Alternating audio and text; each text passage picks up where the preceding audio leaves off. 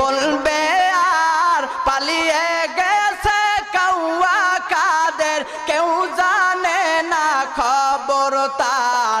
ভালো হয়ে যাও মাসুদ তুমি। ফখরুল সাহেব আপনার বাসায় কাউয়া কাদের গেছেনি, ঠাকুর গায়ের বাসায় আপনি থাকতে তারে দিছেননি, ঠিক না?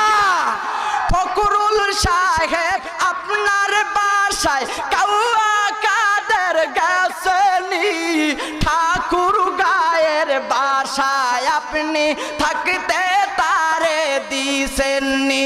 আরে তার সাথে যে হিসেবে বাকি, তার সাথে যে হিসেবে বাকি আছে কোটি।